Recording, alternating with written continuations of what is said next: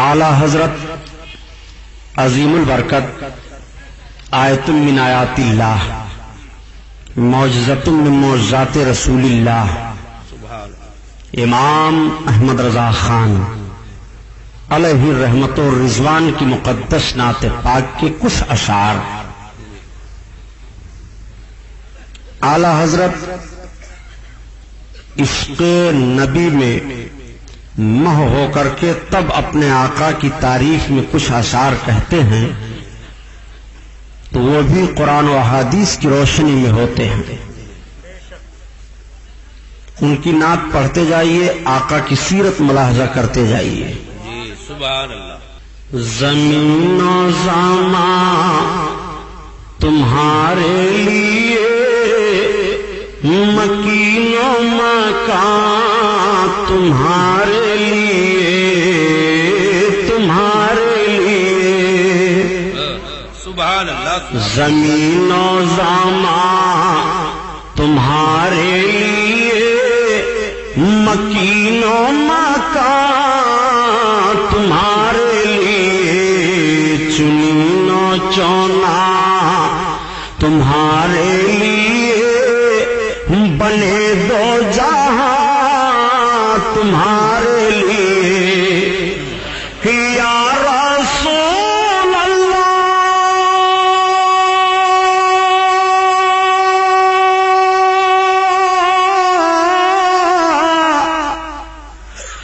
دہن میں ذوبا تمہارے لیے، بدن میں جان تمہارے لیے، ہم آئے یہاں تمہارے لیے، اٹھیں بھی وہاں تمہارے لیے، تمہارے لیے۔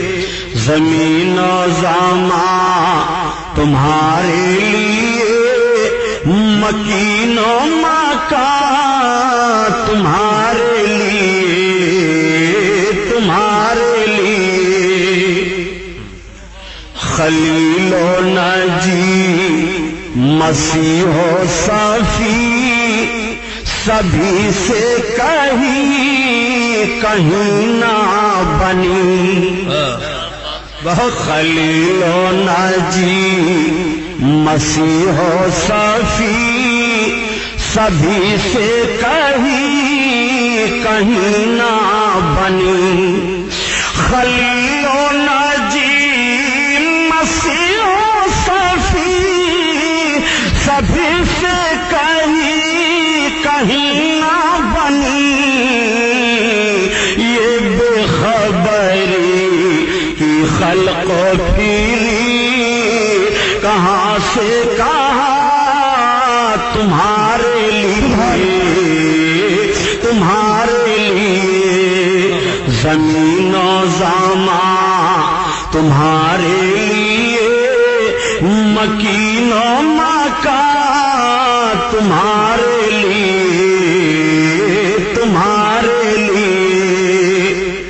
زمین و زمان تمہارے لیے، ہم آئے یہاں تمہارے لیے، اٹھیں بھی وہاں تمہارے لیے، تمہارے لیے۔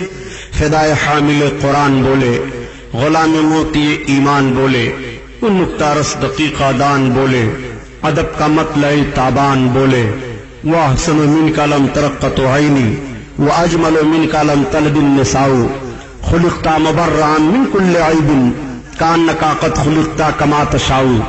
ہزار بار بسویم دہن ز مشک و گلاب، ہنوز نام تو گفتن کمال بے ادبیست۔ حضرات، ہمارا اور آپ کا اسلامی نقطہ نظر سے یہ عقیدہ ہے کہ ہم پیدا ہوئے اور پیدا ہونے کے بعد ہمیں مرنا ہے، اور مرنے کے بعد ہمیں پھر اپنی اپنی قبروں سے نکل کر کے ایک میدان میں جمع ہونا ہے۔ اب ایک سوال پیدا ہوتا ہے، ہم دنیا میں آنے سے پہلے کہاں تھے اور دنیا میں آئے؟ ہم دنیا میں آ کر کے کیا کر رہے ہیں؟ ہماری ذمہ داریاں کیا ہیں؟ ہم کو دنیا میں کس لیے بھیجا گیا ہے؟ اور ساری مخلوقات میں رب تعالیٰ نے انسانوں کو اشرف المخلوقات کیوں قرار دیا؟ اس کو کرامت کا تاج کیوں پہنایا گیا؟ ذہن و فکر سے سوچنے کی بات ہے۔ آپ جب آئے نہیں تھے تو کہیں تھے، اور جب آئے تو آپ عالم اجسام میں ہیں۔ آپ آئے نہیں تھے، عالم شہادت میں تھے۔ رب العزت نے جب تمام روحوں کو پیدا کیا، روحیں پیدا کی گئیں، رب تعالیٰ نے تمام روحوں کو حاضر کرنے کے بعد روحوں سے ارشاد فرمایا، اے روحو یہ بتاؤ میں تمہارا رب ہوں کہ نہیں؟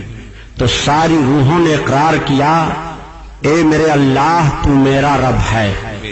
لیکن سب سے پہلے ساری روحوں میں جس روح نے اقرار کیا کہ تو میرا رب ہے، وہ میرے آقا صلی اللہ علیہ وسلم کی مقدس روح پاک ہے۔ جب سب سے پہلے سرکار کی مقدس روح پاک نے اقرار کیا خدا کی ربوبیت کا، تو آپ کی اتباع میں ساری روحوں نے اقرار کیا۔ سبحان اللہ۔ اقرار کا ایک مزاج تھا کہ سرکار کی مقدس روح کے اقرار کے بعد جو جس انداز سے اقرار کرتا چلا گیا، اس کو اتنے ہی انداز سے درجہ ملتا چلا گیا، اور جو سب سے پیچھے رہ گئے وہ دنیا میں آئی روحیں جب اجسام میں منتقل ہو کر کے تو کفر و گمراہی کے بادل میں وہ پھر بھی گھری رہی۔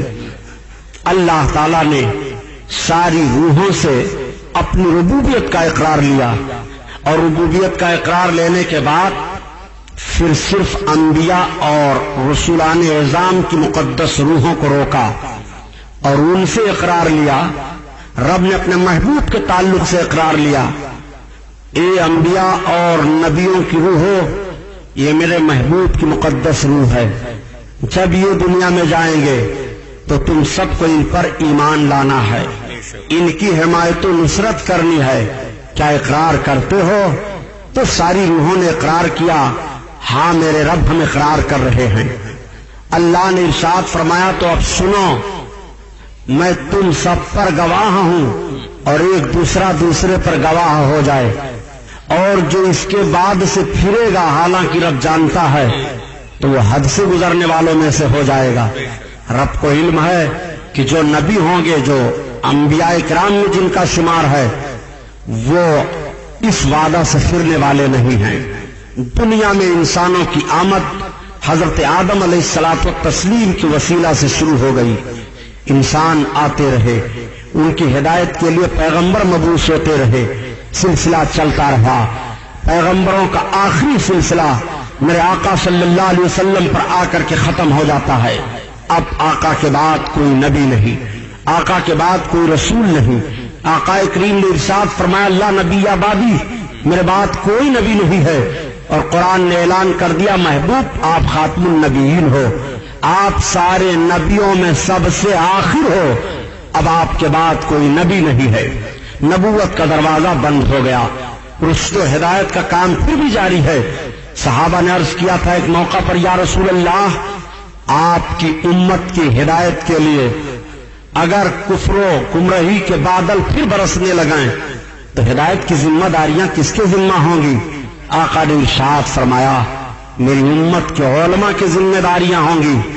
اسی موقع پر آقا نے ارشاد فرمایا تھا، العلماء امتی کا انبیاء بنی اسرائیل، میری امت کے علماء بنی اسرائیل کے نبیوں کے مظہر ہیں خدمت دین میں۔ آقا کریم صلی اللہ تعالی علیہ وسلم کا اعلان ملاحظہ فرمائیے، انسانوں کی تعداد کا شمار نہیں ہے، پیدا ہوئے پیدا ہوتے رہیں گے۔ اب سب کا یہ عقیدہ ہوا کہ پیدا ہونے کے بعد مرنا ہے، مرنے کے بعد پھر کسی نے یہ عقیدہ گڑھا کہ ہم دوسری شکل و شباہت میں بھی جنم لیں گے۔ کسی نے کہا کہ کوئی گھوڑا ہوتا ہے، کوئی ہاتھی بن جاتا ہے، کوئی چرند پرند بن جاتا ہے۔ آواگون کا عقیدہ مضبوط کرنا شروع کر دیا، لیکن مذہب اسلام نے انکار کیا، نہیں، مرنے کے بعد پھر تمہیں کسی روپ میں نہیں آنا ہے۔ مرنے کے بعد تم جب قیامت کے میدان میں قبروں سے نکل کر کے جمع ہوگے تو دنیا میں تم نے اپنے زندگی میں جو کردار کیے ہیں، جو افعال تمہارے ہیں، وہ سارے افعال تمہارے حساب و کتاب کی شکل میں پیش کیے جائیں گے۔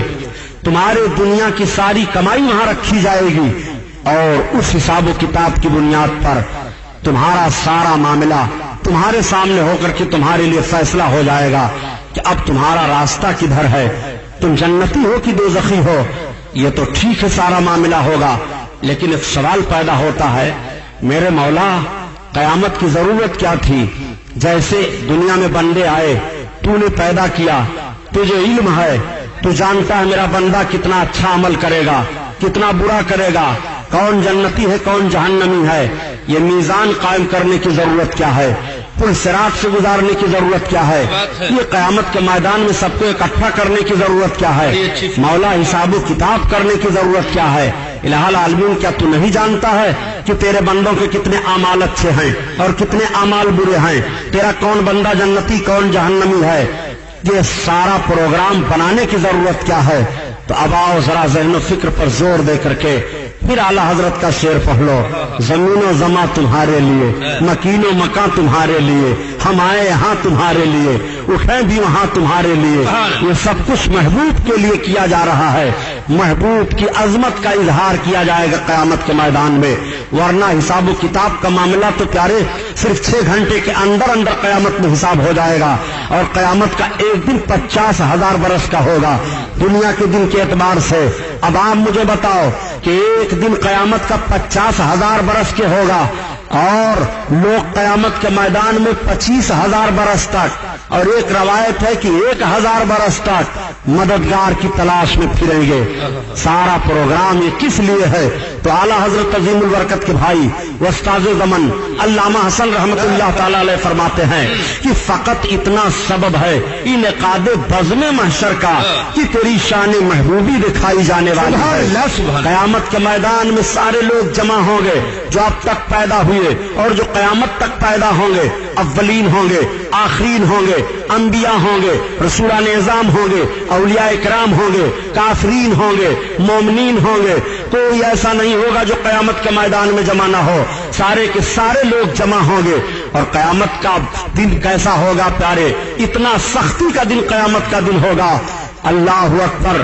حدیث میں آتا ہے کہ سورج سوا نیزے پر ہوگا، اتنا پسینہ چھوٹے گا کہ پسینے میں لوگ بہہ جائیں گے، کشتیاں تیر جائیں۔ آقا کریم صلی اللہ علیہ وسلم ارشاد فرماتے ہیں پیاس کی اتنی شدت ہوگی کہ زبانیں باہر نکل آئیں گی، گرمی سے بدن بھڑک اٹھیں گے۔ اعلیٰ حضرت عظیم البرکات یہ سب کچھ بیان کرنے کے بعد پھر آپ سے کہہ رہے ہیں کہ اپنے رب کی بارگاہ میں جب گرمی محشر سے دعا مانگو تو اس طرح سے مانگو، یا الہی گرمی محشر سے جب بھڑکے بدن دامن محبوب کی ٹھنڈی ہوا کا ساتھ ہو، یا الہی جب زبانیں باہر آئیں پیاس سے صاحب کوثر شہ جود و عطا کا ساتھ ہو۔ آقا کریم صلی اللہ تعالی علیہ وسلم کی عظمت ملاحظہ فرماتے چلیے۔ قیامت کا میدان منعقد ہے، 50,000 برس کا ایک دن ہے، اولین و آخرین کا اجتماع ہے، زبانیں پیاس سے باہر نکل آئی ہیں، سارے لوگ پریشان ہیں، مددگار کو تلاش رہے ہیں، کون ہماری مدد کرے گا؟ آج کون ہماری فریاد کو پہنچے گا؟ آج دوسرے سے مدد لینے پر ایک طبقہ ایسا بھی ہے جو کلمہ پڑھتے ہوئے بھی گلا پھاڑ رہا ہے کہ اگر تم نبیوں اور رسولوں سے مدد مانگو گے تو معاذ اللہ مشرک ہو جاؤ گے، تمہیں نبیوں اور رسولوں سے یا کسی سے مدد کی کوئی ضرورت نہیں ہے۔ میں آپ سے پوچھنا چاہتا ہوں جب قیامت کا میدان ہوگا اور قیامت کے میدان میں سارے اولین و آخرین کا اجتماع ہوگا، رب تعالیٰ کا ارشاد ہوگا وامتازوا الیوم ایھا المجرمون، اے مومنوں اور مجرموں آج کے دن الگ الگ ہو جاؤ۔ سارے مجرموں کو الگ کر دیا جائے گا، سارے لوگوں کو مددگار کی تلاش پڑے گی، سارے لوگ چیخ پڑیں گے اور مددگار کو تلاشیں گے، ہائے کون ہے جو اس قیامت کے میدان میں ہماری مدد کرے گا؟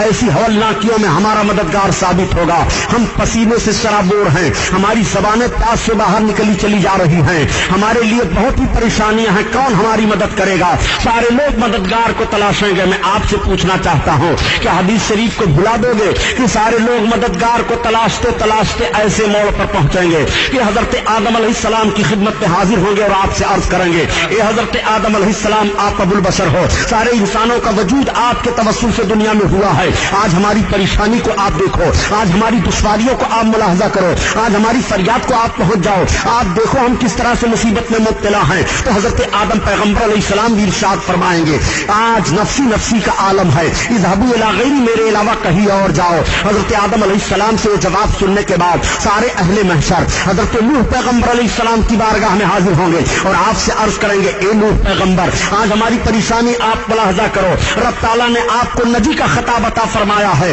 आप अल्लाह की बारगाह में बड़े मुकर्रब हो, हमारी दुश्वारियों को देखो, हम किस तरह मुसीबत में हैं। तो हजरत नूह पैगंबर भी यही इरशाद फरमाएंगे, इज़हबू इला गैरी, मेरे अलावा कहीं और जाओ। अब हजरत नूह से ये पैगाम सुनने के बाद सारे अहले महशर हजरत इब्राहिम खलीलुल्लाह की बारगाह में हाजिर हो रहे हैं और आपसे अर्ज करेंगे, ए हजरत इब्राहिम खलील अलैहिस्सलाम, रब ताला ने आपको खुल्लत का दर्जा अता फरमाया है, आप रब के खलील कहे जा रहे हो, अल्लाह के दोस्त हो, आज हमारी मदद करो, आज हमारी फरियाद को पहुंच जाओ, देखो हम किस तरह परेशान हैं। तो हजरत इब्राहिम खलीलुल्लाह भी यही इरशाद फरमा रहे हैं, इज़हबू इला गैरी, नफसी नफसी, मेरे अलावा कहीं और जाओ। अब आप जरा सा जहन पर जोर दो तो बात समझ में आ जाएगी, आखिर हजरत आदम अलैहिस्सलाम दूसरे के पास क्यों भेज रहे हैं, हजरत नूह दूसरे के पास क्यों भेज रहे हैं, हजरत इब्राहिम दूसरे के पास क्यों भेज रहे हैं। इन सारे उलुल अज़्म पैगंबरों को तो यह फरमाना चाहिए कि आज तुम शिरक करने कहां चले आए हो, इज़हबू इलल्लाह, डायरेक्ट तुम अल्लाह की बारगाह में मदद मांगो। मैं पूछना चाहता हूं कि क्या हजरत आदम अलैहिस्सलाम से अहले महशर मदद मांगेंगे कि नहीं, हजरत नूह से मदद मांगेंगे कि नहीं, हजरत इब्राहिम खलीलुल्लाह से मदद मांगेंगे कि नहीं। मगर ये उलुल अज़्म पैगंबरान ये नहीं इरशाद फरमा रहे हैं कि आज तुम मदद मांग करके यहाँ शिरक के मुर्तकिब क्यों हो रहे हो, बल्कि हजरत आदम यही फरमाते हैं, मेरे अलावा कहीं और जाओ। हजरत नूह यही फरमा रहे हैं, मेरे अलावा कहीं और जाओ। हजरत इब्राहिम खलीलुल्लाह यही फरमा रहे हैं, मेरे अलावा कहीं और जाओ। अब सारे लोग हजरत ईसा पैगंबर अलैहिस्सलाम की बारगाह में हाजिर होंगे और अर्ज करेंगे, ए हजरत ईसा पैगंबर अलैहिस्सलाम, आज हमारी मदद कीजिए, हमारी हालत देखिए, हम किस तरह से परेशान दिखाई दे रहे हैं। आपको रब ताला ने बड़ा अजीम मर्तबा अता फरमाया है, आप मसीह कहलाए जा रहे हो, रूहुल्लाह का खिताब आपको मिला है, आज हमारे ऊपर तरस खाओ। तो हजरत ईसा पैगंबर भी इरशाद फरमाएंगे, इज़हबू इला गैरी, मेरे अलावा कहीं और जाओ, आज मैं मदद नहीं करूंगा। हजरत ईसा का ये फरमान सुनने के बाद सारे अहले महशर अचंभे में पड़ जाएंगे, अब हम किसके पास जाएं। देखो किसी के जहन में बात नहीं आ रही है कि चलो मोहम्मद रसूलुल्लाह की बारगाह में चलो। आज उलमा से सुन रहे हो कि सबसे पहले कयामत में मेरे यहाँ का ही शफाअत करेंगे, सबसे पहले मेरे सरकार ही बख्श मांगेंगे, सारे अहले महशर को पनाह आका ही की बारगाह में हासिल होगी। मगर सारे लोगों के जहन से बात निकल गई है, अल्लाह ताला ने सारे लोगों के जहन और फिक्र से इस बात को मोह फरमा दिया है। मुहद्दिसीन अपनी किताबों में इस हदीस को लिख रहे हैं, मुफक्किरीन बयान कर रहे हैं, खुतबा अपने खताबत में बयान कर रहे हैं, अइम्मा अपनी मस्जिदों में बयान कर रहे हैं, उलमा अपने बयान में बयान कर रहे हैं, सारे लोग बयान दे रहे हैं। लेकिन क़यामत के मैदान में जब मदद मांगने की बारी आई है तो अब सरकार दो आलम सल्लल्लाहु अलैहि वसल्लम की बारगाह में डायरेक्ट पहुंचा जाए, सारे लोगों के जहन से ये बात निकल गई है, सब भूले हुए हैं। अब हजरत ईसा अलैहिस्सलाम से फरियाद करेंगे, हजरत ईसा अलैहिस्सलाम से अर्ज करेंगे, हुजूर अब बताइए हम जाएं कहां, कौन हमारी मदद करने वाला है क़यामत के मैदान में, आखिर हमारी मदद कहां होगी, हमारी फरियाद को कौन पहुंचेगा। हजरत आदम की बारगाह से हम होकर के आ रहे हैं, हजरत नूह के पास से भी होकर आ रहे हैं, हजरत इब्राहिम खलीलुल्लाह के पास से भी होकर के आ रहे हैं, अब बताइए हमारे लिए कौन सी जगह है। तब हजरत ईसा अलैहिस्सलाम इरशाद फरमाएंगे, इज़हबू इला मुहम्मद सल्लल्लाहु अलैहि वसल्लम, चलो तुम सबके सब मोहम्मद अलैहिस्सलाम की बारगाह में चलो। जैसे इतना सुनना होगा सबको सरकार ख्याल में आ जाएंगे, अब सारे लोग आका की तरफ भाग रहे हैं। आला हजरत अजीमुल बरकत ने इसी को बयान फरमाया है कि खल्लो नाजी मसीहो साफी, सभी से कहीं ना बनी ये बेखबरी की खल्को फिरी, कहां से कहां तुम्हारे जरा गौर फरमाइए प्यारे। अब जब सारे अहले महशर सरकार की तरफ भागेंगे तो जरा नक्शा मुलाजा फरमाइए कि कयामत के मैदान में मेरे आका का क्या हाल होगा। वो कयामत का मैदान अल्लाह अकबर जहां सारे अव्वलीन और आखिरीन का इज्तिमा है, नेक परहेजगार बद अच्छे बुरे सब इकट्ठा आज जमा है। अब सब सरकार की तरफ भाग रहे हैं। आका की करीमाना शान देखिए, मेरे सरकार के दाहिनी तरफ हजरत अबू बकर सिद्दीक हैं, बाईं जानिब हजरत उमर फारूक आजम हैं, میرے سرکار حشر کا دولہا بن کر کے قیامت کے میدان میں تشریف لا رہے ہیں، اور جب سرکار قیامت کے میدان میں تشریف فرما ہوں گے تو میرے آقا کے تشریف ہونے کی جگہ کیا ہوگی، ذرا اس کو ملاحظہ فرماؤ۔ حدیث شریف میں ہے کہ رب تعالیٰ اپنی کرسی کے داہنی جانب اپنے محبوب کو جلوہ افروز فرمائے گا، اور دوسری حدیث ہے کہ رب تعالیٰ اپنی کرسی پر اپنے محبوب کو جلوہ افروز فرمائے گا۔ اعلیٰ حضرت عظیم البرکت اسی طرف نشاندہی فرما رہے ہیں کہ جس کو سایہ ہے عرش خدا پر جلوس ہے سلطان والا ہمارا نبی، ہمارا نبی۔ اللہ اللہ۔ اب آقا کریم صلی اللہ علیہ وسلم سے صحابہ نے ایک مرتبہ سوال کیا تھا، یا رسول اللہ آپ جلوہ افروز کہاں ہوں گے؟ تو آقا فرماتے ہیں مقام محمود پر۔ آقا سے صحابہ نے عرض کیا، یا رسول اللہ مقام محمود کیا ہے؟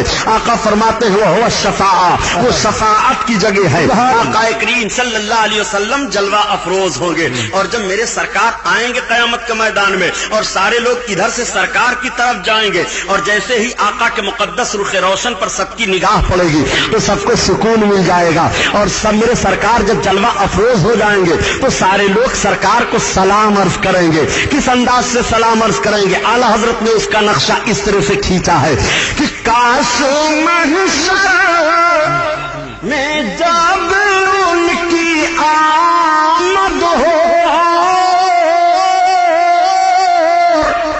بھیجے سب ان کے شوکت پہ لاکھوں سلام، لاکھوں سلام، نعرے تکبیر۔ سب سرکار کو سلام عرض کر رہے ہیں۔ آج سلام پر بہت چڑھا جا رہا ہے، قیامت کے میدان میں تمہیں کھڑے ہو کر کے سلام بھیجنا پڑے گا نبی پر، آج کھڑے ہو کر سلام پڑھنے سے چڑھ رہے ہو۔ میرے آقا صلی اللہ تعالیٰ علیہ وسلم جلوہ افروز ہیں۔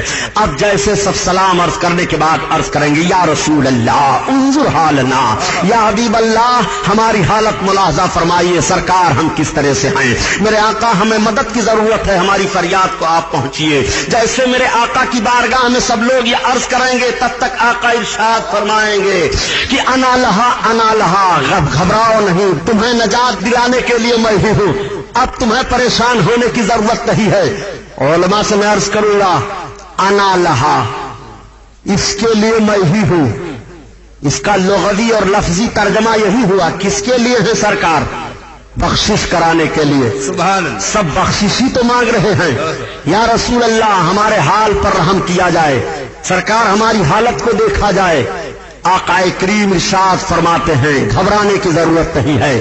جیسے سرکار یہ ارشاد فرمائیں گے تو اب سارے اہل محشر تو گھبرا رہے تھے، مگر آقا کی مقدس زبان سے یہ سننے کے بعد سب کو سکون حاصل ہو جائے گا۔ اعلیٰ حضرت عظیم البرکت اسی کی نشاندہی فرماتے ہیں کہ ابائی شفاعت کی سات بائی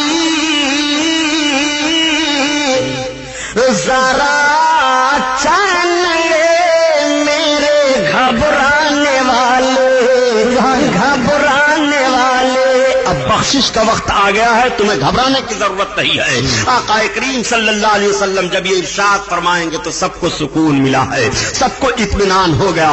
اب آقا کا کریمانہ حال کیا ہوگا؟ میرے سرکار اپنے دست نبوت میں حمد کا جھنڈا لیں گے، اللہ رب العزت کی طرف سے آقا کو یہ جھنڈا عطا ہوگا، اسی کو لواء الحمد کہا جاتا ہے، یعنی حمد کا جھنڈا۔ سرکار جب اپنے دست پاک میں اس جھنڈا کو لیں گے تو رب کی تعریف بیان کریں گے، اور جب میرے آقا رب کی تعریف بیان کرنے لگیں گے تو سارے اولین و آخرین سرکار کی عظمت دیکھیں گے کہ آج جو مقام قیامت میں محمد کو ملا ہے کسی کو نہیں ملا ہے، جو مرتبہ ان کو ملا ہے کسی کو نہیں ملا ہے، آج جو قرب رب کی بارگاہ میں ان کو ہے کسی کو نہیں ہے، سب لوگ دیکھ لیں تو میرے آقا تو رب کی تعریف کر رہے ہیں اور سب سرکار کی تعریف کرنے لگیں گے، سارے اولین و آخرین تعریف کرنے لگیں گے، جو آج دشمنی رکھتے ہیں وہ بھی تعریف کریں گے، جو دوستی کرتے ہیں وہ بھی تعریف کریں گے، جو دیوانگی پن کا حال اختیار کیے ہیں وہ بھی تعریف کریں گے، اور جو عداوت میں چلے بھولے جا رہے ہیں وہ بھی تعریف کریں گے۔ سارے لوگ قیامت کے میدان میں آقا کی تعریف کرنے لگیں گے۔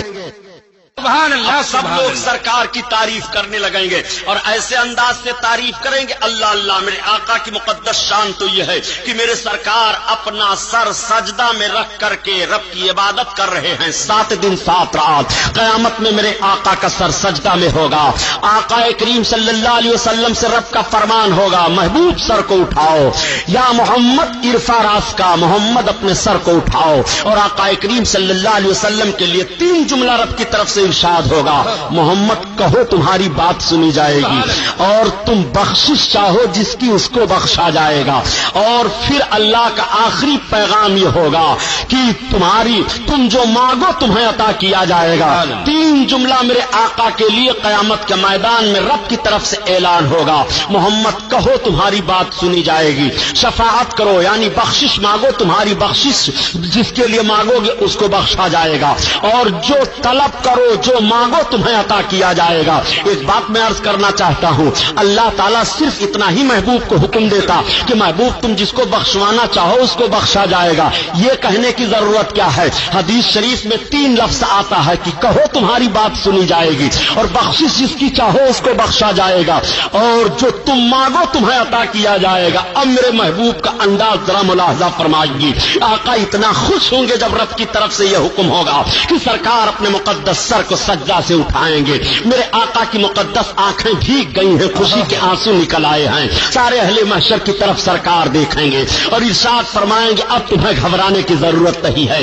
اعلیٰ حضرت عظیم البرکت فرماتے ہیں کہ میرے آقا کا کریمانہ حال یہ ہوگا کہ سرکار تو ہم گنہگاروں کی بخشش کی بشارت پانے کے بعد خوشی کے آنسو بہیں گے اور آنکھوں سے آنسو جاری ہیں، اور سارے لوگ مسکرا رہے ہیں کہ اب آقا ہماری بخشش کرانے جا رہے ہیں۔ تو اعلیٰ حضرت عظیم البرکت فرماتے ہیں کہ یا بائی شفاعت کے ساتھ بائی پیش حق مزدہ شفاعت کا سناتے جائیں گے، اور آپ روتے جائیں گے، سب کو ہنساتے جائیں گے۔ آقا کریم صلی اللہ تعالی علیہ وسلم کی مقدس آنکھوں سے آنسو جاری ہیں، میرے سرکار فرما رہے ہیں اب تمہیں گھبرانے کی ضرورت نہیں ہے، رب تعالیٰ کا حکم ہو گیا۔ اللہ تعالیٰ کے محبوب کی شان ذرا ملاحظہ فرماؤ پیارے، صحابہ کی انجمن لگی ہوئی تھی، ایک ایک زندگی پاک کا ایک ایک لمحہ صحابہ محفوظ کر رہے تھے۔ زیادہ صحابیوں نے رسول کو سمجھا ہے کہ زیادہ ہم سمجھ رہے ہیں آقا کریم کو، وہ اپنی نگاہوں کے سامنے اپنے آقا کا مقدس جلوہ دیکھ رہے ہیں، نبی کا کھانا پینا دیکھ رہے ہیں، نبی کا اٹھنا بیٹھنا دیکھ رہے ہیں، نبی کو پیٹ پر پتھر باندھے ہوئے بھی دیکھ رہے ہیں، نبی کو غزوہ خندق میں دیکھ رہے ہیں، نبی کو مقام احد پر دیکھ رہے ہیں، دشمنوں کے درمیان تیر و تلوار کی چھاؤں میں بھی۔ مگر ان سارے ماحول کو دیکھتے ہوئے کسی صحابی نے یہ نہیں کہا تھا اے محمد جیسے تم ہو آز اللہ ویسے ہم ہیں، کسی صحابی نے یہ نہیں کہا تھا کہ آپ کو کسی چیز کا اختیار نہیں ہے، ہم آپ کا کلمہ پڑھ کر کے کیا کریں گے، آپ ہمیں کچھ دے نہیں سکتے ہو، آپ کا کلمہ پڑھنے کے بعد ہمیں پیٹ بھر کھانا بھی نہیں مل رہا ہے، نہیں، بلکہ ان کا ذہن و فکر تو یہ تھا یہ میرے آقا ہیں اور ہمارے آقا ہی ہمارے لیے سب کچھ ہیں۔ یہی وجہ ہے کہ جب میدان جنگ میں کبھی کبھی کافروں نے کہا تھا کہ تم ان کا کلمہ پڑھ رہے ہو جن کے پاس کوئی دولت نہیں ہے، جن کے پاس کوئی حکومت نہیں ہے، جن کے پاس تیر و تلوار نہیں ہے، جو تمہیں کسی موقع پر کوئی چیز عطا نہیں کر سکتے ہیں تم مقابلہ کر سکو۔ تو دیوانوں نے کہا تھا سنو انہوں نے ہمیں سب کچھ عطا کر دیا ہے، نہ طاعت پر نہ تقویٰ پر نہ زہد و اتقاء پر ہے، ہمارا ناز جو کچھ ہے محمد مصطفیٰ پر ہے۔ اے لوگوں تم دیکھ تو رہے ہو تیر و تفنگ ہمارے پاس نہیں ہے، تلواریں ہمارے پاس نہیں ہیں، گھوڑے ہمارے پاس نہیں ہیں، مگر ایک دن تمہیں وہ بھی دیکھنا پڑے گا کہ دریاؤں کو پار کرتے ہوئے تمہارے اوپر فتح ہم حاصل کریں گے اور دنیا ہمارے لیے بول پڑے گی کہ بے یزاں کبھی افریقہ کے کلیساؤں میں، کبھی تپتے ہوئے صحراؤں میں، دشت تو دشت ہے دریا بھی نہ چھوڑے ہم نے اور بحر ظلمات میں دوڑا دیے گھوڑے ہم نے۔ تو دنیا نے دیکھا تھا کہ محمد رسول اللہ کے چند دیوانوں نے قیصر و کسریٰ کی اینٹ سے اینٹ بجا دیا تھا، دنیا نے دیکھا تھا کہ رسول کے دیوانوں نے ایک ایسی شاہراہ متعین فرما دی تھی اور دکھا دیا تھا کہ محمد رسول اللہ کی طاقت یہ ہے، نبی کی شان یہ ہے۔ اسی لیے ڈاکٹر اقبال کو کہہ دینا پڑا کہ آج بھی تم اگر عظمتوں کے خواہاں ہو، آج اگر تم بلندیاں چاہ رہے ہو تو قوت عشق سے ہر پست کو بالا کر دے اور دہر میں اس میں محمد سے اجالا کر دے۔ آج بھی تمہیں عشق مصطفیٰ मुस्तफा की रोशनी लेकर के आगे बढ़नी है। जब तक नबी पाक की मोहब्बत की रोशनी तुम्हारे दिलों में नहीं होगी, तुम किसी ताकत को अपने आगे मरूब नहीं कर सकते हो। मुसलमानों, देखो अपने नबी की अजमत। सहाबा बैठे हुए हैं, कयामत की बातचीत चल रही है। आकाए करीम सल्लल्लाहु तआला अलैहि वसल्लम ने कयामत की बात फरमाते हुए इरशाद फरमाया। मेरे आका इरशाद फरमाते हैं कि शफाअती ले अहलिल कबाइर मिन उम्मती, मेरी शफाअत मेरी उम्मत के बड़े बड़े पापियों के लिए है, बड़े बड़े गुनहगारों के लिए है, बड़े बड़े सियाहकारों के लिए है। अब आपसे मैं पूछना चाहता हूं, एक तरफ तो नबी करीम ने सहाबा के दरमियान में यह भी इरशाद फरमाया था कि मेरे जितने सहाबी हैं सबके सब आदिल हैं, यानी सबके सब अल्हम्दुलिल्लाह जन्नती हैं। कोई सहाबी को माज़अल्लाह रब्बिल आलमीन कलमा पढ़ने के बाद आप गुनहगार और खतावार नहीं कह सकते हो। वो सब गुनाहों से पाको साफ हो गए, अब कोई गुनहगार नहीं है, अब कोई खतावार नहीं है। आखिर सहाबा के सामने मुकद्दस जमात सहाबियों की है जो सबके सब जन्नती हैं। उनके सामने आका इरशाद फरमा रहे हैं कि शफाअती ले अहलिल कबाइर मिन उम्मती, मेरी शफाअत मेरी उम्मत के बड़े बड़े सियाहकारों के लिए है, बड़े बड़े खातियों के लिए है, बड़े बड़े पापियों के लिए है। जैसे मेरे सरकार ने ये इरशाद फरमाया, तब तक सहाबा के दरमियान से एक सहाबी हजरत अबू दरदा हैं, वो बोल पड़े, अर्ज करते हैं या रसूल अल्लाह, वो इन जना व इन सरका। जब आका ने फरमाया कि बड़े बड़े पापियों को कयामत के मैदान में मैं बख्शवाऊंगा, बड़े बड़े गुनहगारों को कयामत के मैदान में बख्शवाऊंगा, तो हजरत अबू दरदा का ज़हन फिक्र इस तरफ गया कि गुनाहों में सबसे बड़े गुनाह ज़िना माने जा रहे हैं, सबसे भारी खता चोरी मानी जा रही है। ऐसे गुनहगारों को भी आका आप बख्शवा लेंगे। जैसे उन्होंने अर्ज किया वह इन जना व इन सरका, अगरचे चोर हो और जानी हो, तो आका इरशाद फरमाते हैं नाम वो इन जना व इन सरका, अगरचे वो चोर है जानी है। दोबारा फिर हजरत अबू दरदा ने अर्ज किया, सहाबा की जमात बैठी हुई है, या रसूल अल्लाह व इन जना व इन सरका, अगरचे वो चोर है जानी है। आका फरमाते हैं नाम वो इन जना व इन सरका, हाँ हाँ अबू दरदा अगरचे वो चोर है जानी है, कयामत के दिन रब की बारगाह में सिफारिश करके अपने मौला से मैं उसको जन्नत दिलाऊंगा। नबी करीम का यह फरमाना था कि सहाबा की आंखें भीग जाती हैं। इसीलिए तो आला हजरत अजीमुल बरकत अर्ज कर रहे हैं, या रसूल अल्लाह आपका करीमाना हाल जब ये है तो मेरे सरकार हम सब आप ही के तो हैं कि एक मैं क्या मेरे सिया की हकीकत कितनी, एक मैं क्या मेरे सिया की हकीकत कितनी, मुझसे 100 लाख को काफी है इशारा तेरा, इशारा तेरा।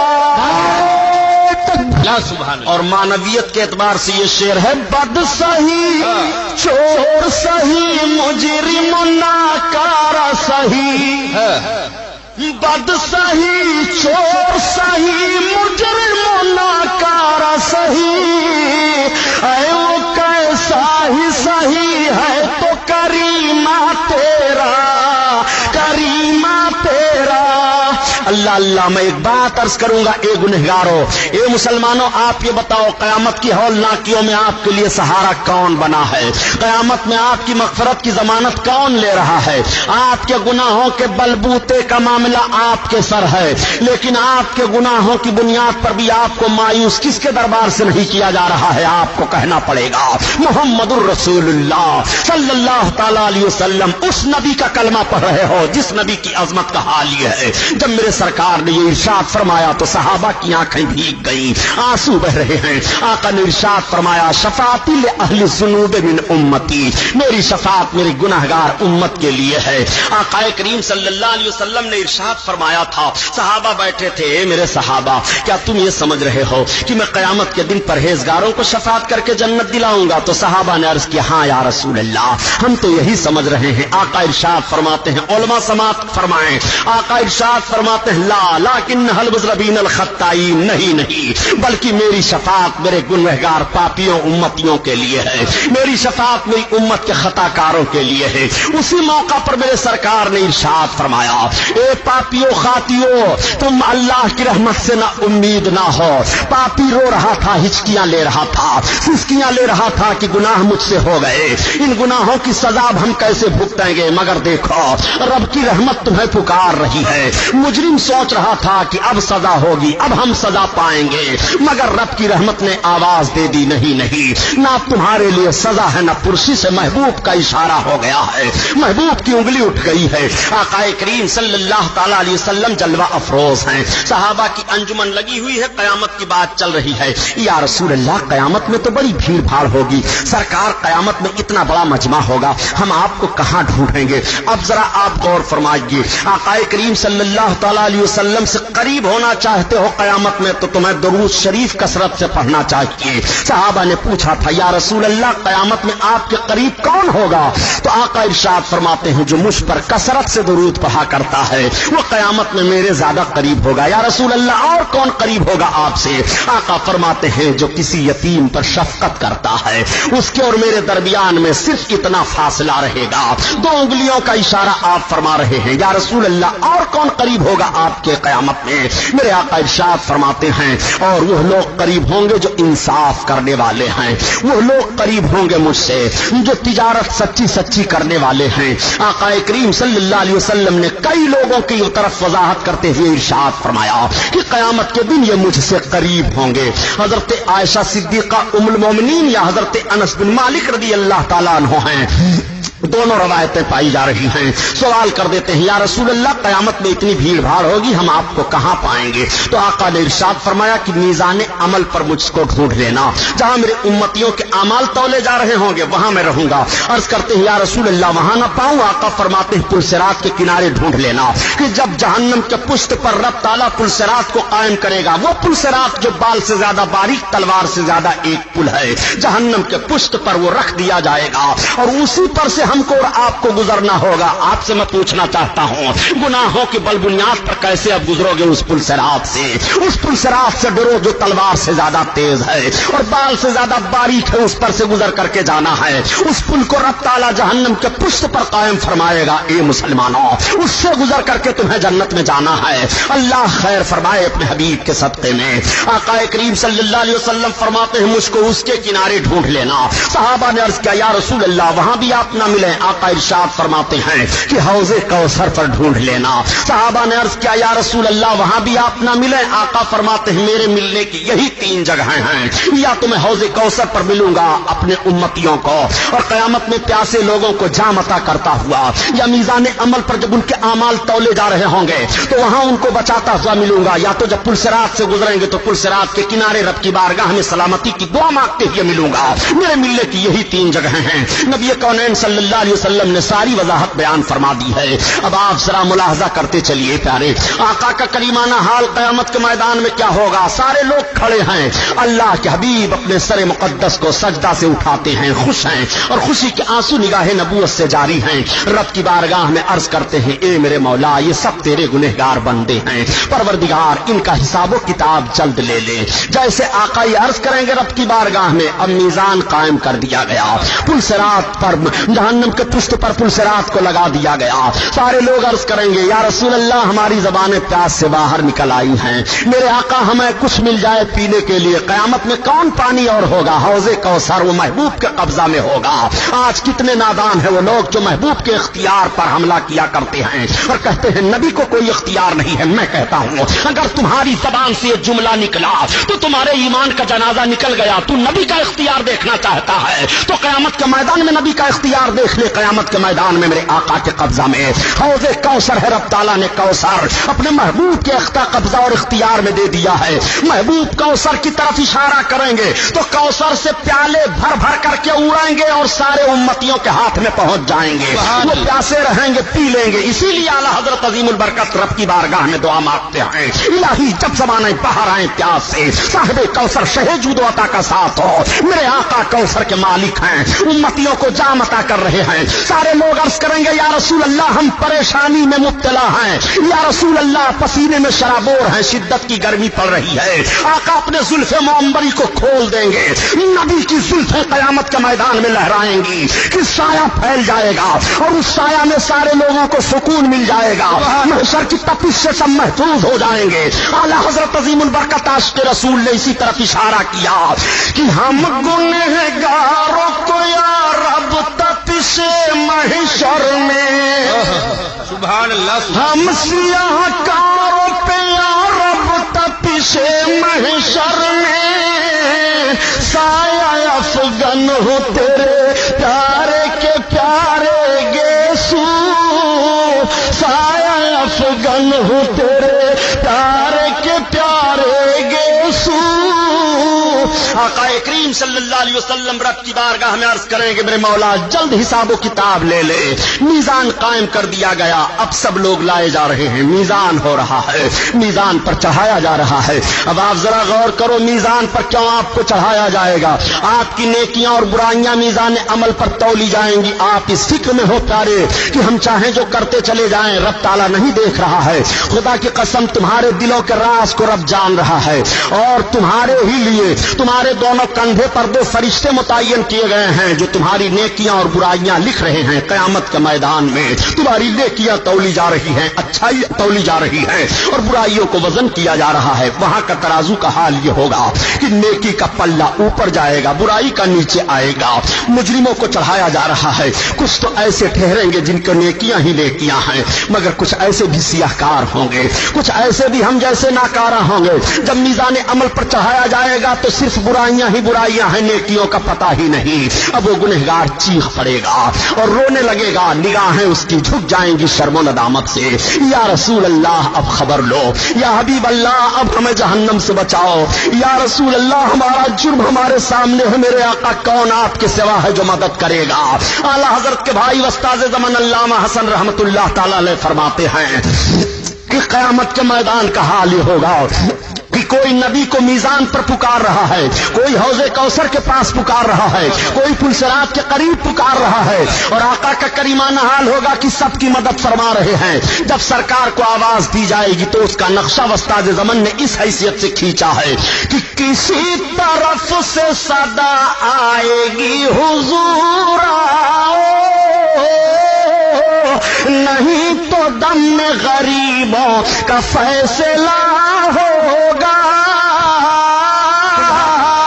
اب میرے آقا صلی اللہ علیہ وسلم جلوہ افروز ہوں گے، ارشاد فرمائیں گے اللہ کے فرشتوں کیا بات ہے یا رسول اللہ یہ آپ کا امتی ہے، ابھی ابھی اس کا میزان کیا گیا مگر اس کے پاس اتنی نیکیاں نہیں ہے کہ یہ جنت میں جا سکے، یا رسول اللہ اب اس کے لیے حکم ہونے والا ہے جہنم کی طرف اس کو لے جایا جائے گا۔ میرے آقا ارشاد فرما رہے ہیں ٹھہرو، اب اس کا میزان پھر سے کیا جائے گا۔ میں عرض کرنا چاہتا ہوں کہ ربی کونین صلی اللہ تعالی علیہ وسلم ہی کو رب نے یہ اختیار دیا ہے کہ میزان کیا گیا، لیکن میرے آقا پھر سے میزان کروا رہے ہیں۔ ان فرشتوں کو بھی معلوم ہے کہ یہ محبوب کا حکم ہے، رب کے چہیتے کا حکم ہے، یہ حقیقت میں رب ہی کا حکم ہے، بخشش کا بہانہ ذرا ملاحظہ کرو۔ پھر سے میزان کیا جا رہا ہے، فرشتوں کے اندر یہ مجال نہیں ہے کہ محبوب سے یہ کہہ دیں یا رسول اللہ ابھی ابھی تو اس کا میزان کیا گیا، ابھی ابھی تو اس کی نیکیاں اور برائیاں تولی گئی ہیں پھر آپ کے وزن کروا رہے ہیں۔ نہیں، محبوب کا حکم ہو گیا ہے، انہیں معلوم ہے کہ بزم محشر کو رب تعالیٰ نے محبوب کی اظہار عظمت ہی کے لیے سجایا ہے، ورنہ رب کو تو معلوم ہے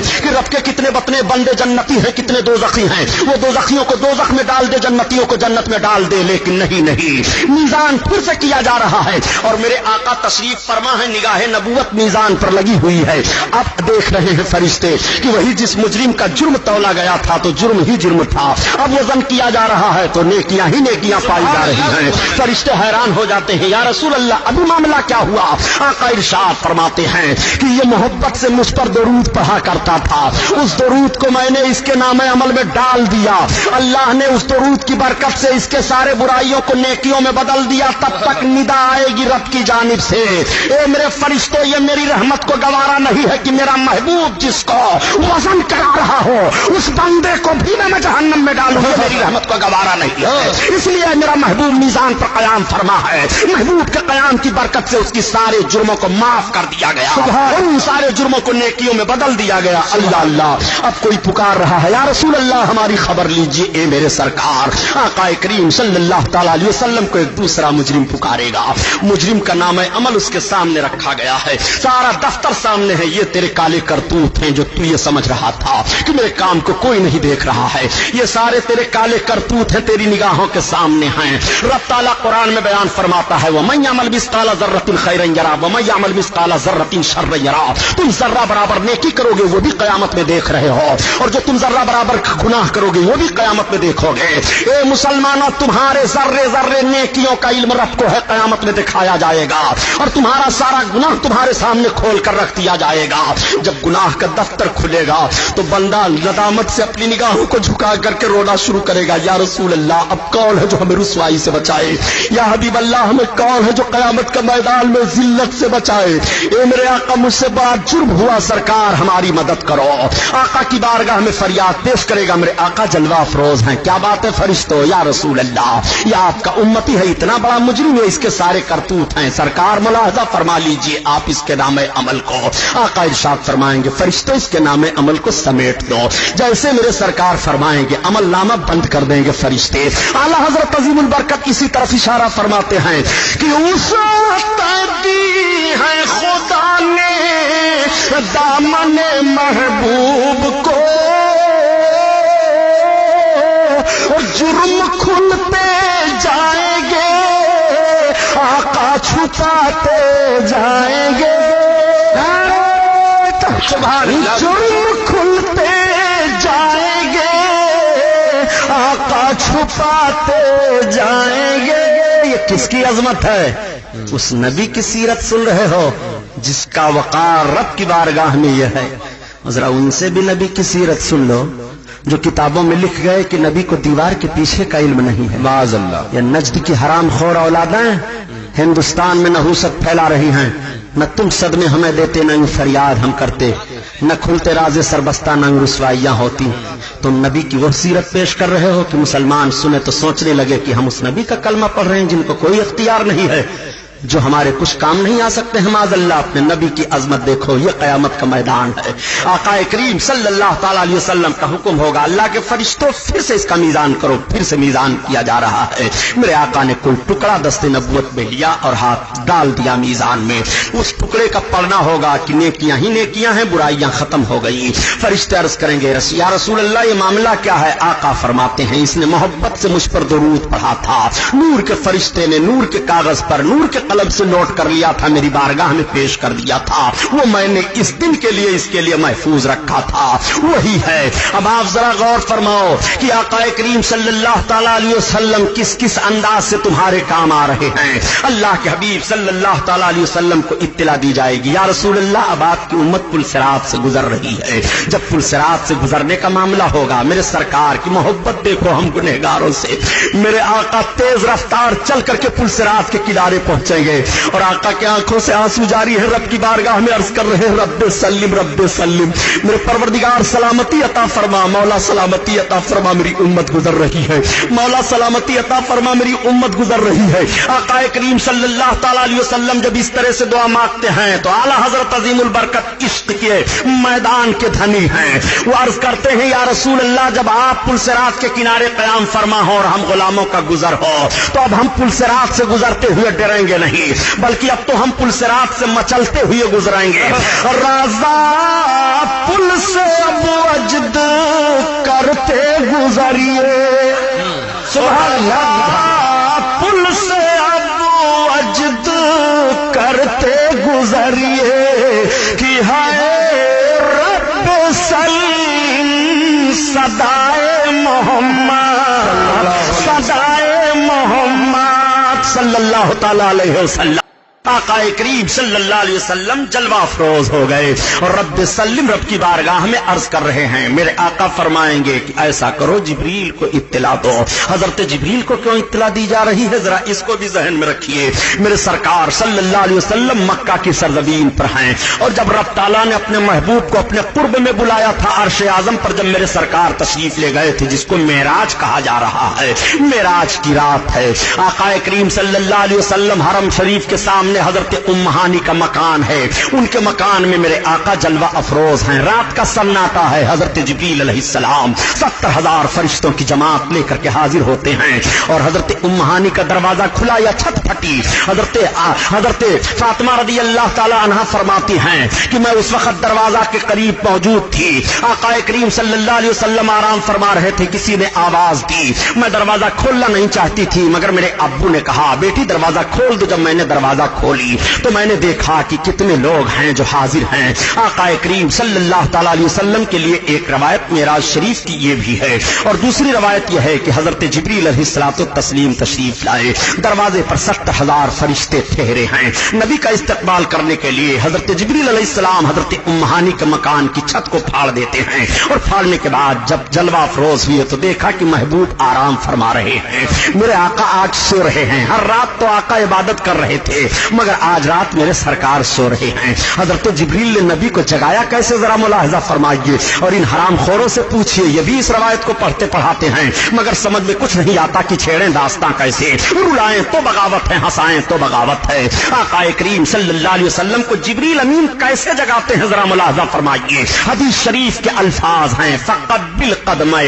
حضرت جبریل علیہ السلام آقا کے دونوں قدموں کا بوسہ لے رہے ہیں. کس انداز سے جبریل نے نبی کے قدموں کو چوما ہوگا جبریل جانے, اور جن کا قدم چوما جا رہا ہے وہ نبی جانے کس کیفیت سے جبریل علیہ السلام نبی کونین کے مقدس قدموں کا بوسہ لے رہے ہیں. میرے آقا آنکھیں کھول دیتے ہیں. اللہ کا فرشتہ حاضر ہے. یا رسول اللہ سلام آپ کو عرض کیا جا رہا ہے اور رب نے آپ کو سلام پیش کیا ہے. میرے آقا آج رب کے قرب میں آپ چلیے, اللہ نے آپ کو بلایا ہے. حضرت جبریل علیہ السلام سارا ماحول عرض کرنے کے بعد عرض کرتے ہیں یا رسول اللہ ہم ایسے آپ کو نہیں لے چلیں گے, آپ کو دولہا بننا ہے. یا رسول اللہ آپ کے استقبال میں دروازے پر 70,000 فرشتے حاضر ہیں. دروازہ کھلا ہوا ہے. میرے آقا نے ملاحظہ کیا 70,000 فرشتوں نے سلام پیش کیا.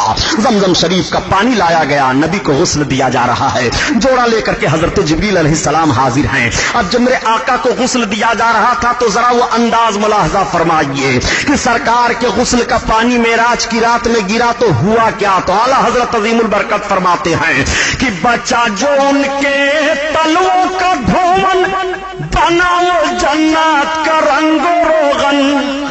سبحان اللہ. میرے سرکار کو جب غسل دیا جا رہا تھا تو پانی کہاں سے پہلے ڈالا جاتا ہے, سر سے ڈالا جاتا ہے. تو اعلیٰ حضرت عظیم البرکت فرماتے ہیں کہ اتار کر ان کے رخ کا صدقہ یہ نور کا بٹ رہا تھا بالا کی چاند سورج مچل مچل کر جبی کی خیرات مانگتے تھے. سبحان اللہ. سبحان اللہ. اور بچا جو ان کے تلوں کا دھون بنا وہ جنت کا رنگ و روغن جنہوں نے پائی دولہا کی اترن پھول گلزار کے چنے تھے. سبحان اللہ. اللہ اکبر. آقا کریم صلی اللہ علیہ وسلم کو دولہا بنایا گیا اور جب میرے سرکار دولہا بنے تو کعبہ وجد کر رہا تھا. آج محبوب رب کے قرب میں جا رہے ہیں. اللہ اکبر. سواری سامنے لائی گئی. تب تک سواری نے شوخی کی. حضرت جبریل فرماتے ہیں براق ٹھہر جا, تو جانتا ہے تجھ پر کون سوار ہونے والے ہیں؟ یہ امام الانبیاء ہیں, سید المرسلین ہیں. براق نے عرض کیا اے سید الملائکہ میں گستاخی کی بنیاد پر شوخی نہیں کر رہا ہوں بلکہ میری ایک آرزو ہے کہ آج رب کے قرب میں محبوب جا رہے ہیں اور جس طرح سے مجھ کو سواری ہونے کا شرف بخش رہے ہیں. اے سید الملائکہ میری ایک تمنا ہے, آقا کی بارگاہ میں میری طرف سے آپ عرض کر دیں کہ کل قیامت کے میدان میں سرکار جب حشر کا دولہا بن کر کے اور جنت میں تشریف لے جانے لگا تو مجھے کو سواری ہونے کا شرف. سبحان اللہ. سبحان اللہ. صرف یہی میری تمنا ہے. تب تک حضرت جبریل نے عرض کیا یا رسول اللہ آپ سن رہے ہیں براق کیا کہہ رہا ہے؟ آقا نے فرمایا جبریل ہم نے سن لیا, براق سے کہہ دو اس کی تمنا پوری کر دی. سبحان اللہ. اللہ اکبر. یہ سواری ہے, جانور ہے جو نبی سے اپنی تمنا پوری کروا رہا ہے, مانگ رہا ہے. یہ کیسے جانور ہیں کہ نبی سے مانگو تو مشرک قرار دے دیے جاؤ, نبی تمہیں کچھ دے نہیں سکتے ہیں, یہ الزام لگایا جا رہا ہے اور نبی کی مقدس ذات پر حملہ کیا جا رہا ہے. دیکھ نبی سے جانور کس طرح سے مانگ رہا ہے. وہ جو براق ہے سواری ہے معراج میں آقا کریم صلی اللہ علیہ وسلم جس پر سوار ہونے کے لیے جا رہے ہیں, سرکار نے اس کی مراد کو پوری کر دیا. اب میرے آقا چلے اور جب سدرہ پر پہنچے جہاں حضرت جبریل کے ٹھہرنے کی جگہ ہے, حضرت جبریل علیہ الصلوۃ والتسلیم نے عرض کیا یا رسول اللہ اب میں آگے نہیں جاؤں گا. میرے سرکار نے ارشاد فرمایا آگے نہیں چلو گے؟ یا رسول اللہ نہیں. آقا نے ارشاد فرمایا جبریل تمہاری کوئی حاجت ہے؟ عرض کرتے ہیں یا رسول اللہ اب آپ ٹھہریں. میرے سرکار میری بھی ایک تمنا ہے, وہ تمنا یہ ہے کہ جب آپ مکہ سے چلنے لگے تھے تو براق نے عرض کیا تھا کہ قیامت کے میدان میں جب آپ حشر کا دولہا بن کر کے چلیں تو سواری ہونے کا وہاں بھی مجھے کو شرف بخش دیں. یا رسول اللہ میری تمنا یہ ہے کہ قیامت کے میدان میں جب پل صراط سے آپ کی امت گزرے تو پل صراط پر آپ کی امت کو گزرنے کے لیے میں اپنے پر کو فرش بنا دوں. یا رسول اللہ یہ میری تمنا قبول فرما لیجئے۔ میں عرض کر رہا ہوں کہ نبی سے معراج کی رات میں مانگ کون نہیں رہا ہے؟ جانور تو مانگ رہا ہے، چرند و پرند تو مانگ رہے ہیں، ہوا فضا تو سوال کر رہی ہے، آسمان کے دروازے پر سوالیوں کی بھیڑ لگی ہوئی ہے، سارے لوگ نبی سے مانگ رہے ہیں، سید الملائکہ نبی سے مانگ رہے ہیں۔ آج نبی سے مانگا جائے تو شرک کا فتویٰ لگایا جا رہا ہے۔ میں کہتا ہوں تم بتاؤ آخر مسلمانوں کو مانگنے کا دروازہ کہاں ہے؟ کس دروازے سے مسلمان مانگے گا؟ تمہیں جو کچھ حاصل کرنا ہے نبی کی بارگاہ میں آنا ہوگا۔ تمہیں اگر آخرت لے لی ہے تو نبی کی چوکھٹ پر آؤ تب پاؤ گے، تمہیں وقار لینا ہے تو نبی کی بارگاہ میں آؤ تب پاؤ گے، تمہیں بخشش کا پروانہ لینا ہے تو مصطفیٰ کی چوکھٹ کی حاضری دو تب تمہیں ملے گا۔ تمہارا رب ارشاد فرماتا ہے بلو انہم ظلموا انفسہم جاؤکا، نبی کریم ہی کی چوکھٹ ہے جو تم خدا کی عطا حاصل کر سکتے ہو۔ آقا کریم صلی اللہ تعالیٰ علیہ وسلم سے حضرت جبریل نے یہ منوا لیا تھا، میرے آقا نے قبول فرما لیا۔ اب قیامت کے میدان میں جب سرکار پل صراط کے کنارے تشریف فرما ہو رہے ہیں، ارشاد ہو رہا ہے جبریل کو اطلاع دو میری امت گزر رہی ہے۔ اسی لیے تو اعلیٰ حضرت عظیم البرکت فرماتے ہیں کہ اہل صراط روح امی کو خبر کریں، سبحان اللہ سبحان اللہ۔ اہل صراط روح امی کو خبر کریں اور جاتی ہے امت نبوی فرش پر کریں، فرش پر کریں۔ میں آپ لوگوں سے پوچھنا چاہتا ہوں، قیامت کے میدان میں پل صراط سے گزرو گے، سید الملائکہ اپنا پر فرش بنا رہے ہیں، ذرا اپنے قدم کا جائزہ لیجئے اور گناہوں سے توبہ کیجئے۔ آپ کو کتنا وقار ملا ہے، آقا کے صدقہ میں امت گزر رہی ہے۔ میرے سرکار کا کریمانہ حال ذرا مراحب ملاحظہ فرمائیے، قیامت میں اتنی بھیڑ بھاڑ ہے، سارے گنہگار مغفرت مغفرت چلا رہے ہیں، سارے لوگ فریاد کر رہے ہیں، آقا کا یہ کریمانہ حال ہوگا، کیسے کیسے انداز سے لوگ بخشے جائیں گے۔ میرے سرکار کا دریائے کرم جوش میں آئے گا، آقا ارشاد فرمائیں گے ابو بکر شفاعت کرو، عمر ابن خطاب شفاعت کرو، سبحان اللہ۔ حضرت عثمان غنی کو حکم ہوگا شفاعت کرو، مولائے کائنات کو حکم ہوگا شفاعت کرو۔ امام حسن و حسین اسی سرخ حالت میں حاضر ہوں گے، خاتون جنت کو حکم ہوگا نبی کی بیٹی محمد کی لخت جگر خاتون جنت فاطمہ جنت میں جائیں، حضرت خاتون جنت ٹھہر گئی ہیں، ارشاد ربانی ہو رہا ہے، محبوب کی لخت جگر جنت میں جا کیوں نہیں رہی ہیں؟ 70,000 کنیزوں کے جھرمٹ میں خاتون جنت کو جنت میں لے جایا جا رہا ہے، سبحان اللہ۔ حضرت فاطمہ زہرا ٹھہری ہیں، رب کا حکم ہوگا ٹھہر جانے کی وجہ، عرض کریں گے میرے مولا میں اپنے بچوں کے خون کی سرخی تیری بارگاہ میں مانگ رہی ہوں۔ حضرت امام حسن و حسین حاضر ہیں، رب تعالیٰ کا حکم ہوگا میرے محبوب کے نواسوں کا مطالبہ کیا ہے؟ عرض کریں گے پروردگار تیرے محبوب کے ناموس کے لیے حسین نے کربلا کی سرزمین پر اپنے خون کا جو آخری قطرہ پیش کیا تھا، مولا تیرے علم میں ہے، میرے محبوب کے امتیوں کی مغفرت فرما۔ رب کا فرمان ہوگا کہ حسین سے جتنوں کو محبت ہے اعلان کر دو قیامت کے میدان میں سب کی مغفرت تک۔ حبیب ارشاد فرمائیں گے میری امت کے علماء تم بھی رب کی بارگاہ میں شفاعت کرو۔ شفاعت کا مطلب یہ ہے کہ رب کی بارگاہ میں تم عرض کرو اے اللہ یہ سب میرے متعلقین ہیں، ان کی مغفرت فرما، اور رب تعالیٰ اپنے محبوبوں کے اس عرض کو قبول کر کے بخش دے گا، اسی کا نام ہے شفاعت۔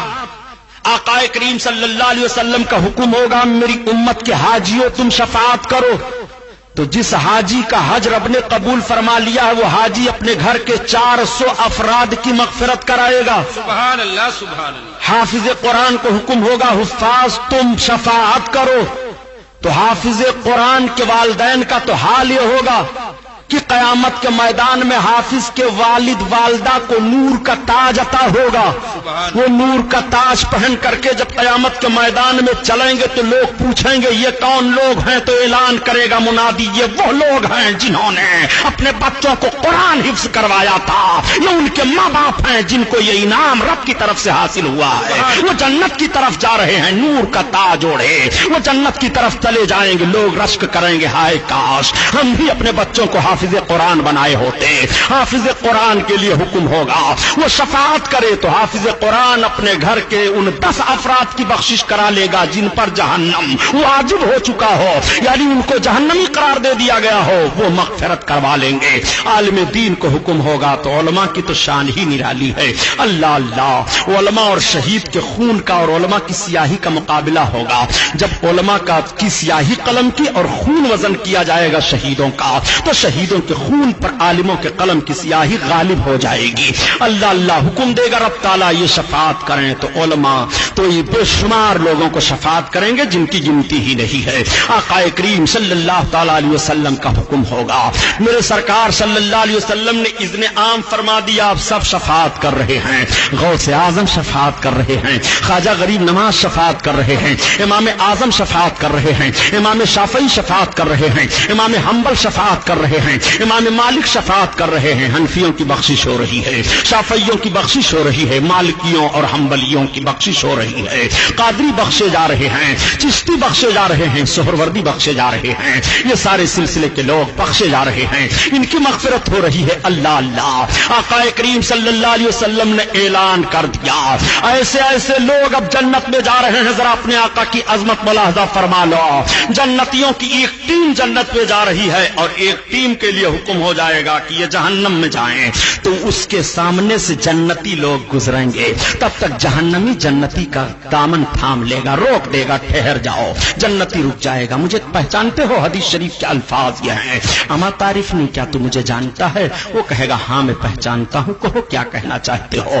وہ کہے گا انا الذی وهبت لك وضوا، میں نے آپ کو دنیا میں وضو کرنے کے لیے پانی دیا تھا، آج میں اتنا بدعمل ہوں کہ اپنی بدعمالیوں کی بنیاد پر رب تعالیٰ کے قہر و غضب کا سوال میرے اوپر ہو گیا، مجھے کون بچائے گا رب تعالیٰ کے قہر و غضب سے؟ ہم کو جہنم میں جانے کا حکم ہو گیا، ہم جہنمیوں کی فہرست میں کھڑے ہیں، تم جنتی ہو، میں نے تمہارے ساتھ دنیا میں یہ کام کیا تھا، اس کا بدلہ ہمیں دے دو۔ وہ ٹھہرا ہوا ہے، دوسرا جہنمی پکڑ لے گا جنتی کو۔ مولانا فاروق، مولانا عبدالحقیق صاحب، ٹھہرو، مجھے پہچانتے ہو؟ ہاں کہو کیا بات ہے؟ انا الذی سقیتہ شربتا، میں نے آپ کو پانی پلایا تھا دنیا میں، آپ مجھ کو اس کا بدلہ دے دیجئے۔ یہ جنتی بندے ٹھہرے ہوئے ہیں، رب کا حکم ہوگا میرے بندے جنت میں جاتے کیوں نہیں ہو؟ وہ بندے عرض کریں گے پروردگار یہ تیرے بندے ہیں، انہوں نے دنیا میں مجھے وضو کرنے کے لیے پانی دیا تھا، یا اللہ انہوں نے دنیا میں مجھ کو پانی پلایا تھا، یہ مجھ سے بدلہ مانگ رہے ہیں۔ خدا کی قسم قربان جاؤ نبی رحمت پر، میرے آقا ارشاد فرماتے ہیں جس کا مفہوم عرض کر رہا ہوں، اے میرے بندو جنتیوں، تم ان سب کا ہاتھ پکڑ لو، جنت میں لے کر چلے جاؤ۔ سبحان اللہ، سبحان اللہ، یہ کرم دیکھو، میں عرض کرتا ہوں یہ مسلمانوں، اگر تم نے جنتی کو پانی پلا دیا، وہ اختیار رکھ رہا ہے تمہیں جنت میں لے جانے کے لیے، تو جس نبی کو رب تعالیٰ نے جنت کا قبضہ دے دیا ہے اس نبی کو اختیار کیوں نہیں ہے؟ اسی لیے تو بریلی کا تاجدار بول پڑا کہ تجھ سے اور جنت سے کیا مطلب، وہاں بھی دور ہو، تم سے اور جنت سے کیا مطلب، منافق دور ہو، ہم رسول اللہ کے، جنت رسول اللہ کی۔ اور کیسے لوگ اس دن بخشوائیں گے، ذرا یہ ملاحظہ کر لو، حضرت عائشہ صدیقہ ام المومنین کی عظمت کون نہیں جانتا ہے؟ عورتوں نے آقا کی بارگاہ میں عرض کیا یا رسول اللہ، مردوں کی بھیڑ آپ کے پاس زیادہ ہو جاتی ہے، یا رسول اللہ ہم عورتیں مردوں کی بھیڑ کی بنیاد پر آپ کے قریب نہیں ہو پاتی، ہمیں دین کی باتیں سننے کو نہیں ملتی ہیں، یا رسول اللہ ہمارا جلسہ آپ الگ متعین فرما دیں۔ اللہ کے حبیب نے قبول فرما لیا، عورتوں کا جلسہ ہوا، سرکار تشریف لے گئے، میرے آقا خطبہ دینے لگے، آقا ارشاد فرماتے ہیں کہ جس عورت کے بچے مر گئے ہوں، کچے بچے، وہ قیامت میں اپنے ماں باپ کی شفاعت کر کے جنت دلائیں گے، وہ بچہ رب کی بارگاہ میں اپنے ماں باپ کی بخشش کے لیے جھگڑے گا۔ علماء فرماتے ہیں جھگڑنے کا مطلب وہ مچلے گا، وہ عرض کرے گا میرے مولا میرے باپ کو بخش، میری ماں کو بخش، تب میں جنت میں جاؤں گا، اور وہ مچل مچل کر عرض کرے گا، رب تعالیٰ اس بچے کے مچلنے کو قبول فرمائے گا، اس کے والدین کی بخشش فرما دے گا۔ سبحان اللہ۔ حضرت ام المومنین عائشہ صدیقہ عرض کرتے ہیں یا رسول اللہ، اور جس کا ایک بچہ مرا ہو، آقا فرماتے ہو ایک بچہ اپنے ماں باپ کی بخشش کرائے گا، تب تک وہی حضرت ام المومنین عرض کرتی ہے یا رسول اللہ، اور جس عورت کے کوئی بچہ ہی نہ ہو، آقا فرماتے ہیں اس کی بخشش میں کراؤں گا۔ سبحان اللہ سبحان اللہ۔ سلام اس پر کہ جس نے فضل کے موتی بکھیرے ہیں، سبحان اللہ۔ سلام اس پر کہ جس نے فضل کے موتی بکھیرے ہیں، اور سلام اس پر کہ جس نے کہہ دیا سب میرے ہی میرے ہیں۔ اور کون بخشوائے گا، ذرا اس کو بھی سنو۔ قرآن کی تلاوت کیا کرو، مسجدوں میں جایا کرو، مسجدیں تعمیر ہوں تو اپنے حسب وسعت حصہ لیا کرو۔ آج تو مسجدوں کو شہید کرنے اور گرانے کا پلان بنایا جا رہا ہے۔ بابری مسجد کو فسطائی طاقتوں نے اپنے بلبوتے پر شہید کیا، بت خانے میں تبدیل کیا، حالانکہ انہیں معلوم ہے کہ اسلامی نقطۂ نظر سے مسجد خالصہ زمین پر تعمیر کی جاتی ہے۔ اگر مسجد کی زمین کسی کی ملکیت ہے اور وہ نہیں دے رہا ہے تو آپ زبردستی کر کے اس پر وہ تعمیر مسجد کی نہیں کر سکتے۔ خالصہ زمین پر ہماری مسجد کی تعمیر ہوئی، مگر ایسی تاریخ گڑھی گئی جس تاریخ نے ہندوستان میں انصاف و دیانت کا جنازہ نکالا، مسلمان اور غیر مسلم کو ایک ایسے انداز سے لڑایا کہ جس میں عبادت گاہ زد میں آئی اور عبادت گاہ کا چہرہ مسخ کیا گیا، عبادت گاہ کی اینٹ سے اینٹ بجا دی گئی، عبادت گاہ گرانے والوں کو فردن فردن جو سزائیں رب کی طرف سے ملی وہ سزائیں میں نہیں بیان کر رہا ہوں، لیکن ایک بات تو میں ضرور عرض کرنے کا حق رکھتا ہوں کہ تالا کھلوایا تھا جس نے، اس کا بھی نام و نشان مٹا، شہید کروایا جس نے، سیاست کا جنازہ اس کا بھی نکلا، دلی سے لے کر کے یو پی حکومت تک ان سب کے سیاست کے جنازے نکل گئے جنہوں نے بابری مسجد کے آڑ میں اپنی سیاست کو چمکانا چاہا تھا۔ انہیں نہیں معلوم ہے کہ جس رب نے قرآن نازل فرمایا ہے، قرآن میں رب کا حکم ہے کہ جو مسجدوں کو خراب کرنے کی کوشش کرتے ہیں وہ سعی خرابہا، جس نے مسجد کو خراب کرنے کی کوشش کی، ویران کرنے کی کوشش کی، لہو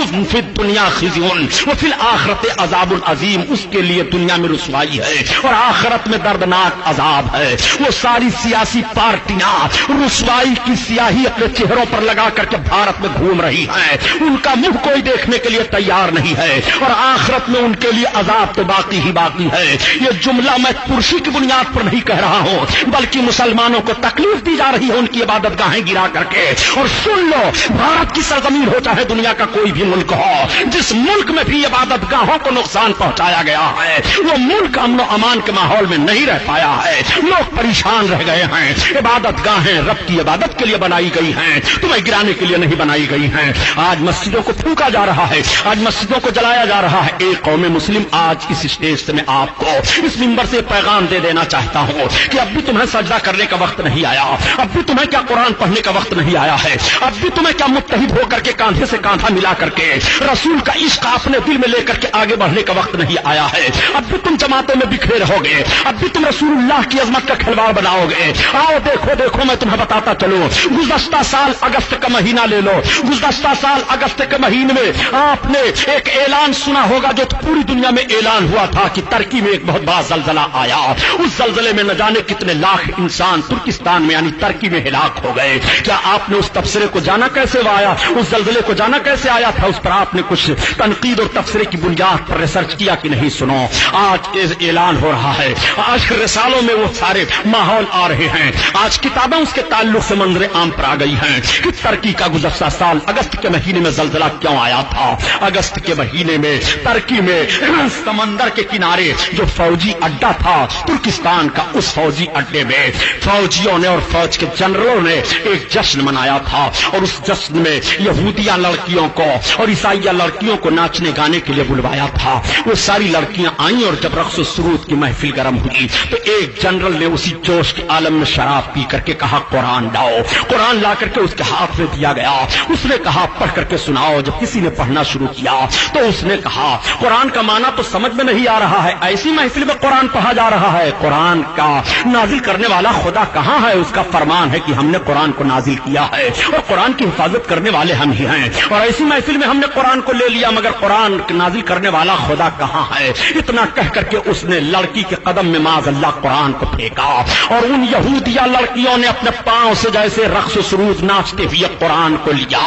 تو بتانے والا بتا رہا ہے کہ سمندر پھٹ گیا اور اس سمندر سے آگ کے شعلے نکلنے لگے, اور وہ ساری محفل, وہ سارے لشکری کہاں تہس نہس ہو گئے کچھ پتا نہیں. صرف اتنا پتا چلا کہ جس زمین پر یہ محفل منعقد تھی اس زمین کو اٹھا کر کے اس سمندر میں جو آگ کا شعلہ نکل رہا تھا اسی آگ کے شعلے میں پھینکا گیا.